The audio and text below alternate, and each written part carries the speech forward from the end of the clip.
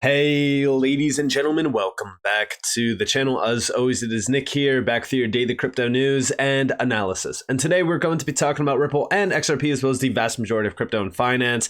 And guys, this video is probably going to be a little bit longer. I know that recently I've been recording quite a bit of long videos within the 20-minute plus area, and I do apologize, but there is a lot of information to go over and there is a limited amount of time. I'm trying to make them go as fast as possible, but hey, there's a lot of information. So I do apologize if the videos do run a little bit longer, but I do think that it is important to get all the facts straight when we do talk about a lot of these videos and a lot of the information within these videos. So with that in mind, let's dive in and let's start off with the tweet that I mentioned yesterday. So I said people really think that we can stop CBDCs at this point. It's kind of comical. Most people can't fathom the idea that they are already controlled by money. And yeah, the big thing is like everyone always says, oh, well, you seem a little bit too happy to own nothing around CBDCs. The biggest problem with this is that, you know, today more than ever, most people are living on debt. Most people don't really own all the assets that they even have. And when we look at CBDCs and when we look at, you know, money right now, almost everyone is controlled by money. Everything that you do on a day-to-day life, hey, guess what? It requires money. CBDCs, yes, there's a lot of problems tied to them, but I don't think that retail will really have CBDCs. I think that we will most likely be utilizing stablecoins, which I'll get to here in a second as well. But I also said central banks will always win. It's inevitable. We now have 90% of the central banks moving towards a CBDC. It's game over, right? So yeah, as we do look at this, I think a lot of people don't understand how CBDCs will work anyways. I also think that most of the general public doesn't even realize what a CBDC is. I do see a few people talking about them, but I still think a lot of individuals are still in the shadows. I would argue like a large portion, like 90% plus, don't know about a CBDC or even what a CBDC is. And a lot of people were asking me like, hey, what about Florida banning CBDCs? It's all noise, right? Like states don't matter when it comes to like the actual government and the central bank of the US, right? With the Fed, CBDCs are not going to be banned on a state level. And even if they do get banned on a state level, it doesn't matter because it's a government imposed CBDC. Now, also, I will say one of the major leaders around the space within CBDCs has come to light, and it's Ripple, right? It's so clear at this point that Ripple is going to be a major player within a CBDC system. We do see the adoption of CBDCs continues to grow, with many of the world's largest central banks planning to pilot and launch their own digital currencies to complement existing fiat currencies. And I also want to say, I like that last sentence there. Their own digital currencies to complement existing fiat currencies.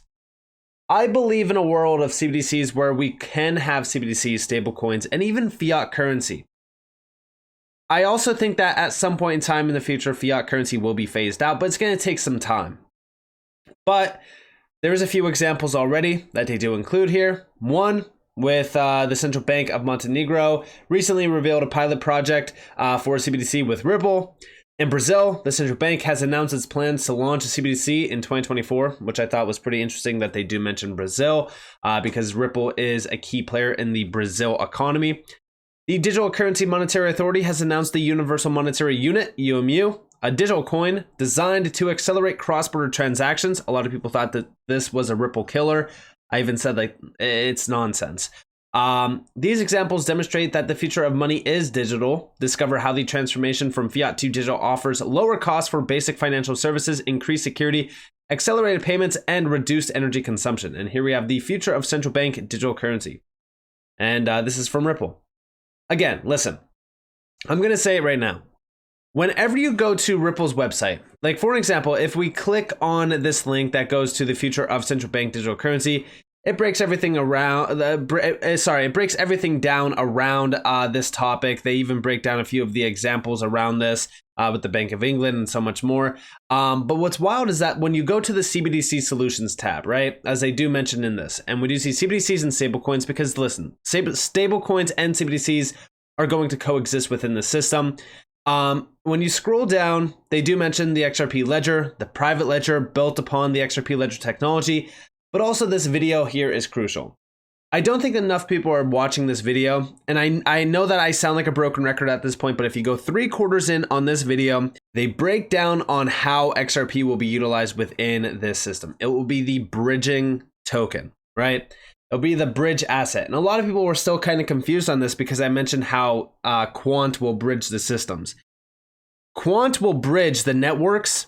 XRP will bridge the currencies. It's as simple as that. These are very complementary technologies. Also, Brooks Entwistle recently tweeted this out on the 21st. I thought this was wild because here we have some of the largest leaders around the global financial system, and we have them sitting right next to Ripple. Excited to be back in Africa speaking at Inclusive FinTech Forum. Great panel alongside Circle, Swift, Thunes Payments, which by the way, if you don't know about Thunes, do a little bit of research on them. They're a key player. Mohaloop, which we've talked about many times in the past. Big name tied to Rockefellers and even the Gates Foundation. Also, 80 Little. I haven't really done too much research on 80 Little, just to be fully transparent with you guys. But here we have where I talked about crypto's huge potential to solve for payments interoperability globally. 2 more panels tomorrow. Again, listen, I've mentioned it in the past. These major names like Swift, for an example, will have to harness the power of crypto because if they don't, they will lose a lot of traction and also dominance around the payment system. In my opinion, Swift will be utilizing crypto. There's no way that they're not. As we've seen a lot of documents from Swift themselves, they even mentioned this, like, listen, we need to innovate or we will die. And here you guys have them sitting right next to Ripple. I mean, I don't want to justify the idea that like, hey, Ripple is playing a huge role by just like kind of connecting the dots here. But when you look at all of these payment leaders, there's always a seat at the table for Ripple. The IMF, Christine Lagarde was also sitting right next to Brad Garlinghouse. I mean, like, come on, right? There's only so many connections that you can make until you say, all right, yeah, listen, they're gonna be working within this new system. Because again, like the connections are so vast. But yes, central bank digital currencies, they're on their way. I've seen so many new announcements around this. Here you guys have the French central bank tries to drum up commercial bank support for the digital euro. This is becoming a big deal within Europe. Also, recently, Bank of Japan begins pilot for Japanese CBDC. Shout out to Tim over on Twitter, TimR614. Also, recently, the UK. Responses to HM Treasury and the Bank of England plans for a digital pound are coming in. Some UK stakeholders want the CBDC to be interoperable with crypto, while others are calling for tougher caps on individual holdings. Again, we are starting to see the initiatives piling in, and a lot of movement is happening around CBDCs and the CBDC system. I think that's only a matter of time until we start to see a lot of these going live. And remember the direct quote. And I think it was from David Schwartz, I'm pretty sure. I might be wrong on this. But the quote was, once you see atomic settlement between 2 CBDCs achieved, that's it. That's when everything goes live. Because once you achieve that, it's game over. It's game over. That's when everything will start to go live. That's when this new system will go live. Also, over here from Anderson. Recently, we did see the Fed Chair Powell state that the Fed does not support the issuance of a CBDC. Banks would have to act as intermediaries if we did have one. In my opinion, I think that there's a lot of talk here that's kind of created to how should I say it? It's kind of created to confuse the general public. And I also think that a lot of what we are seeing is a lot of distractions being created as well. There's a few things within the Fed announcements around crypto and CBDCs and things like that that we need to look into. Anderson said, not surprised, US equals Wall Street. And here we have a few quotes. A digital currency could fundamentally change the way Americans use money, leading some financial firms to lobby the Fed and Congress to slow its creation, or at least ensure they're not cut out. Seeing the threat to their profits, the bank's main trade group has told Congress a digital dollar isn't needed, while payment companies like Visa Inc. and MasterCard Inc. are trying to work with central banks to make sure the new currencies can be used on their networks. Everyone is afraid that you could disrupt all the incumbent players with a whole new form of payment. An analyst for Compass Point Research and Trading LLC. Lawmakers, U.S. Treasury Department officials, and the Fed haven't yet approved the rollout of a U.S. virtual currency, which could still be years away, nor have they decided how a digital dollar would interact with the existing global payments network. Still, the U.S. and other countries seem committed enough to digitizing their currencies that it's making financial industry executives nervous. And I want to say this. Although, yes, it's not surprising that all of these major incumbent players want a piece of the pie, because again, they don't want to lose market share. They don't want to lose money that they're making. They're making money every single day, 24/7, right? They don't want to lose that. But the big deal is, and like I've said in the beginning, 90% of these central banks are already moving towards the CBDC. So to me personally, these players like Visa, MasterCard, the big banks, all of them, they're all going to be tied to this, but it's happening, right?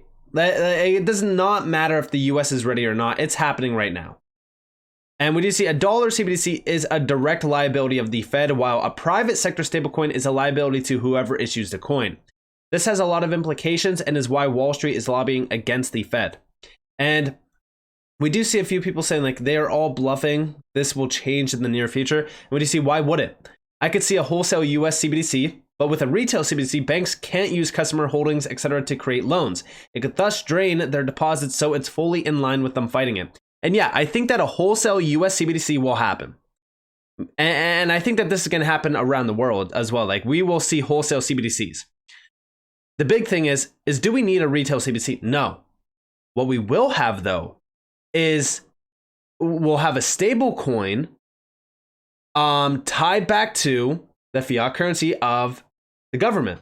So we'll have, for an example, a stablecoin within the US backed by either, US reserves or something similar to like the US dollar, if you will, but in digital form. But it will be a stablecoin. So what we'll have is we'll have this coexistence of CBDCs and stablecoins. It's the very reason why I think that we recently seen this section change on Ripple's website, where it was just central bank digital currencies. Now it's CBDCs and stablecoins.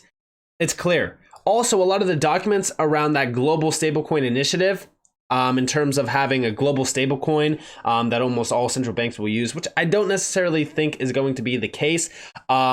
We've been starting to see a lot of documents on this global stablecoin regulatory harmonized approach, meaning we will have a framework to harmonize and bring together a regulatory framework that allows stablecoins to be utilized in the global financial system. I think that is crucial to focus on as well, because with CBDCs, I think that we will have government-backed stablecoins, and I think that that's going to be the reality of the future as well. But it's funny that we are seeing the Fed comment quite a bit on CBDCs and even stablecoins and crypto. And there's so many connections back to Ripple with the Fed as well. I've talked about it many times in the past, even with the Volante and stuff. In my opinion, like I said, Ripple is a crucial pillar to this new financial system. They are. There's no doubt about it in my mind. Of course, everyone can make up their own assumptions. It's just my opinion, right? Like I don't know what the future is going to look like, but in my opinion, I believe that Ripple is a key player. I think that the SEC lawsuit is complete nonsense. I think it's there to distract the public and kind of push them outside of what Ripple's doing. Meanwhile, on the back end, you see so many documents. You see all the major players, working with Ripple. What's wild is the recent announcement of, for an example, of the approach with Singapore with Ripple. I think that is huge, right? And we've talked a little bit about it. We reported on it. And for a fact, here you guys have a lot of the connections with Ripple with some of the large leaders out there. Utility Theory, quoted Matthew Lin Wine. We do see huge XRP news. This is why that news is so big, right? And I was like one of the first, and not to toot my own horn or anything like that. I was one of the first to report on this, so I didn't have all of the facts ready, but a lot of individuals have done a deep dive in on the Monetary Authority of Singapore on why it is so big. And here we have from Matthew Lin Y, Monetary Authority of Singapore, MAS, XRP Ecosystem Clarity. And here you guys have organized by the MAS, powered by Tribe Accelerator and Apex, in partnership with, and here we have some of the large names out there, the heavy hitters, the IMF, the World Bank, ADB, the UNCDF, the UNHCR, the UNDP, the OECD. All of these are major players within the global financial system. Specifically, the IMF and the World Bank have already had documents labeling XRP, mentioning Ripple, talking about this new financial system as well. I talked to you guys about the trust bridges, right? The trust bridges. They even mentioned Ripple with XRP as a private settlement asset and a private settlement or a private marketplace for tokenized settlements and tokenized currencies. And also supported by AWS, MasterCard, Partier, R3, Hyperledger, and Mohaloop. Interesting, Mohaloop's there. And then over here you guys have the announcement from, again, yesterday. And then last but not least, here you guys have the breakdown of it. And this is centered out on on-demand liquidity with XRP. So yeah, like as we do look at the connections here and as we do look at the expansions that are happening from Ripple, it's so clear to me that it does not matter what happens in the US. Like tomorrow, Ripple could lose this lawsuit, and I don't think that I would even shrug a shoulder because I don't care. Because outside of the US, you literally see Ripple working with some of the largest leaders out there. For an example, right? This license that they got, this is with the Monetary Authority of Singapore. When we go over to this post from 8 months ago from them, we do see Singapore has retained its position as the third largest FX center in the world, according to newly released figures from the BIS. Check this out. Singapore's FX average daily trading volumes are sitting at $929 billion, increasing from 45% from April of 2019. Singapore's share of global FX volumes rose to 9.5% in April 2022, again from 7.7% in April of 2019. Singapore's OTC interest rate derivatives volumes averaged $156 billion a day in April of 2022. This is a massive giant. Go look at them, right? This is Singapore's central bank and integrated financial regulator. I mean, do I really need to tell you guys that Ripple outside of the US is becoming a force to be reckoned with? This is the third largest bank out there. It is a massive name, and I really want everyone to understand the significant connections that Ripple is creating. Also remember that just recently, Christine Lagarde just tweeted out, this happened yesterday. It was a pleasure to meet Michael S. Barr, Federal Reserve Vice Chair for Supervision in Frankfurt today. You know what's comical about this? Former crypto advisor Michael Barr confirmed as top U.S. financial watchdog. The Senate approved the appointment of Barr, an ex-Ripple advisor who served in Obama's Treasury Department as the Fed's new Vice Chair for Supervision. Again, the Ripple connections are so large to some of these names out there. Like, look at even Rosie Rios. Look at all of the major names that are on the board of directors for Ripple.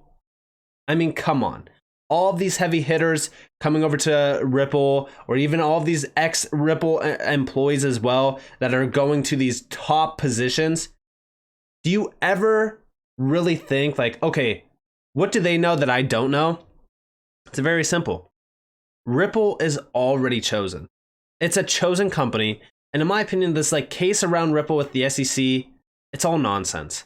It's all nonsense. It's so much like there's so much noise on the back end of that lawsuit. Like I honestly wonder how many individuals will sell XRP if Ripple announced tomorrow that they lost the case. And I'm telling you, it'll probably be a large percentage. And while we see the fluctuations in price of XRP, and if we do lose, I will be buying. Because guess what? We already see Ripple working with some of the largest names out there, like for example, the Monetary Authority of Singapore, while they're in a lawsuit with the SEC. Like, tell me this case is nonsense without telling me this case is nonsense, right? So with that being said, I hope that you guys enjoyed this video. If you guys did, definitely leave a like, subscribe to notifications on. If you guys want more free content, you guys are more than welcome to follow me on Twitter and join the free Discord down in the description below. So it's up to you all. Have a beautiful day or a beautiful night wherever you guys are in this beautiful world. It's been Nick. Peace out, guys.